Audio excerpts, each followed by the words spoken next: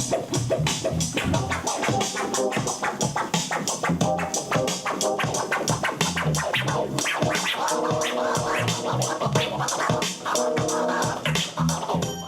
known as Grandmaster Eddie D. I've been born and raised in District 6. My family was unfortunately amongst many that was forcefully removed out of District 6. We were relocated into Lentegeur, Mitchell's Plain. A lot of people know me for my work within hip hop culture. I'm one of the founder members of POC, that's Prophets of the City, and BVK. So I've been working as an artist, as one of the producers within that field. And I'm also a part of a DJ collective called the Beat Bangers.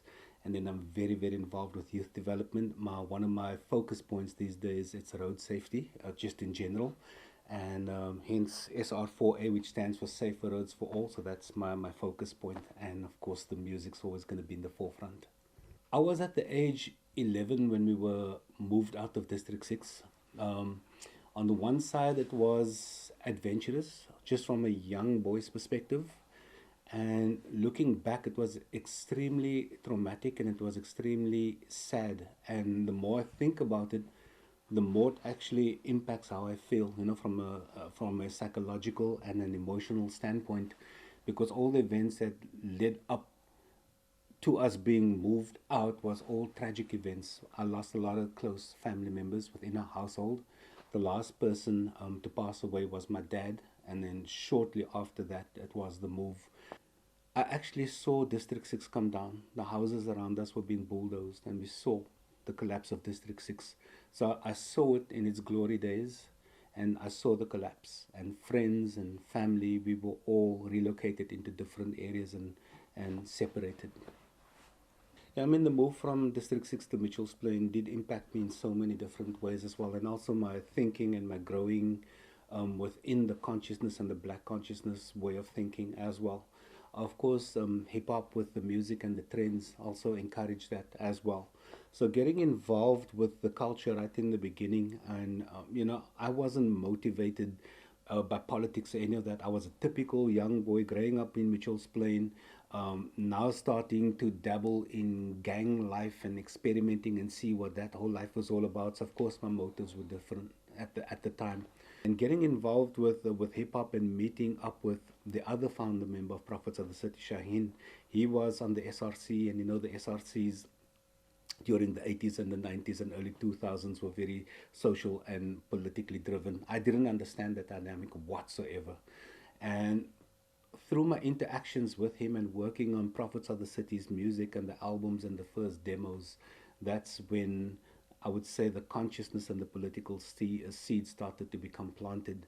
And as we were exposed to more groups such as Public Enemy and your NWAs and Paris and all these hip hop artists from the US that had a very strong political message in the music, that started to put things into perspective for me as well. That made me understand why the police and the military came into the townships, came into Lentegeur and started shooting at us, why the townships are burning, why we are put in the predicament that we've been put in, so that's kind of been my journey, ever since.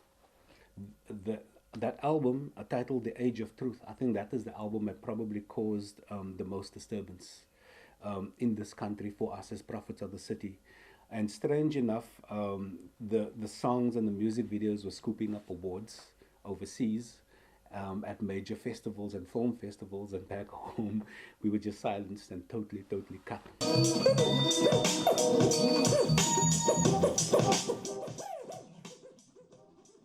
In all honesty, if you track what we said as Prophets of the City in the 90s, a lot of that was hoping that we won't be in this predicament that we are today when it comes to the challenges that do exist. So we kind of had a feeling some challenges were going to come, and we knew something along the lines of a civil uprising was going to take place. So my experience with democracy, yes, there's a lot of positive things that have happened. One of the greatest things that came out of that, we now have the freedom to move. The downside is democracy only have tangible value for a select few. The lack of political will and leadership and greed and corruption. With looking at things from that perspective, then I don't think that we've really arrived. And democracy looks good and it sounds good on paper and on a theoretical level, but put into practice, it only benefits a select few. Corruption and incompetency and greed, I think that's the main ingredients that's going to be the cause of our demise. I put green there because I'm extremely optimistic and I love life. I love living. I love what I do and I love to see people succeed. And this is to salute all of those pushing the boundaries and making the effort. So this is for you. This is the realist in me right there. And this is the pessimist, but I'm going to put it there in the back over there. So that's kind of where I'm